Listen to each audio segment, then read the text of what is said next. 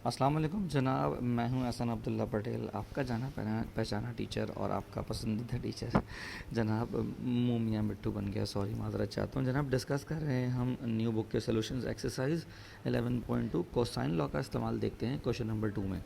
जनाब यहाँ पर हमें क्वेश्चन दिया हुआ है कि ए बराबर है आपके पास 73, सी बराबर है 40 और बीटा हमें दिया हुआ है 76.4। ऑब्वियस ही बात है, एग्ज़ाम में नहीं लिखा हुआ आएगा भाई कि साइन लॉ इस्तेमाल करो या कोसाइन लॉ इस्तेमाल करो, तुम्हें पहचानना पड़ेगा। जब एक एंगल होता है तो तुम साइन लॉ भी इस्तेमाल कर सकते हो, तुम कोसाइन लॉ भी इस्तेमाल कर सकते हो। बस फ़र्क इतना है कि तुम्हें देखना पड़ेगा कि ये एंगल गिवन साइड्स का अपना है या नहीं है।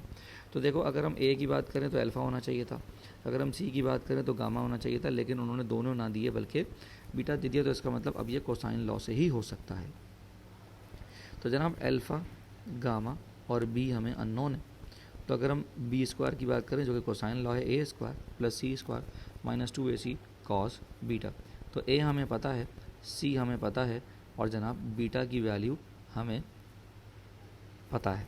तो सारी वैल्यूज़ हमने डाल दी। 1.5 होशियारी से परहेज़ करेंगे, पूरी वैल्यू कैलकुलेटर में डालेंगे।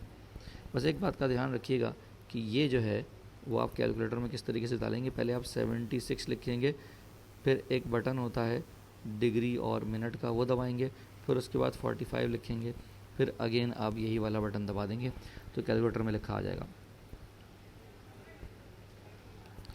जनाब पूरी वैल्यू कैलकुलेटर में डाल के हमने आंसर निकाला। मेक श्योर आप डेसिमल के बाद 3 या 4 डिजिट्स लिखें ताकि आपका आंसर कभी गलत ना आए। अब taking root on both side कर लेंगे तो बी की वैल्यू आ जाएगी हमारे पास। अब हमें अल्फ़ा निकालना है और हमें गामा निकालना है। साइन लॉ कोसाइन लॉ दोनों से कर सकते हैं, बट आई वुड प्रेफर कि आप कोसाइन लॉ से ही एंगल निकाला करें, क्योंकि साइन लॉ में ऑब्ट्यूज़ और एक्यूट का चक्कर भी होता है, वो आप देखेंगे चैप्टर नंबर 10 में। तो कॉस अल्फ़ा का फॉर्मूला इस्तेमाल किया। अब यहाँ पर मैंने सारी वैल्यूज़ डाल दी। मेक श्योर यहाँ पर भी आप 3 से 4 डेसिमल तक वैल्यूज़ डालें ताकि आंसर आपका एक्यूरेट से एक्यूरेट तर आए। सारी वैल्यूज़ डालने के बाद पूरी वैल्यू कैलकुलेटर में डाल दें और फिर उसका हम कॉस इन्वर्स कर देंगे तो अल्फ़ा तैयार है।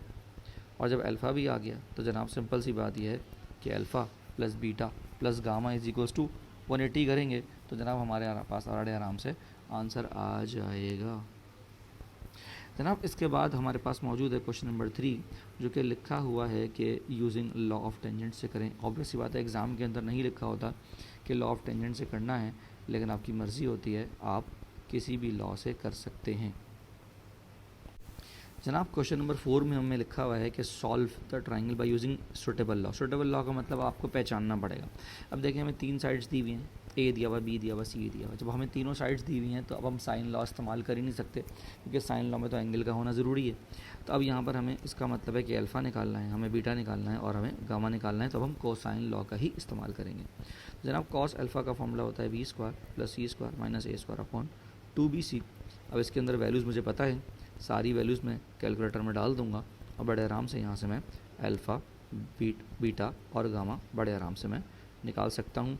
तो जनाब पहले मैं कॉस अल्फ़ा इस्तेमाल करूँगा, फिर मैं कॉस बीटा इस्तेमाल करूँगा और फिर मैं चाहूँ तो कॉस गामा भी इस्तेमाल कर सकता हूँ, बल्कि स्मार्ट वर्क ये होगा कि मैं alpha plus beta plus gamma is equals to 180 कर दूँ, तो वहाँ से बड़े आराम से मैं आंसर निकाल लूँगा।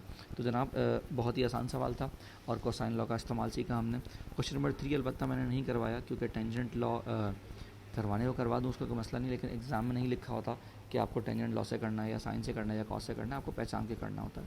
तो इसलिए मैंने नहीं करवाया, लेकिन बच्चों की अगर डिमांड होगी तो लाजमी इसको फिर हम करवा देंगे, कोई ऐसा मसला नहीं है। यकीनन आपको लेक्चर समझ आया होगा। किसी भी किस्म का कोई मसला है भाई, आपका भाई इधर है, आप पूछ सकते हो, ठीक है।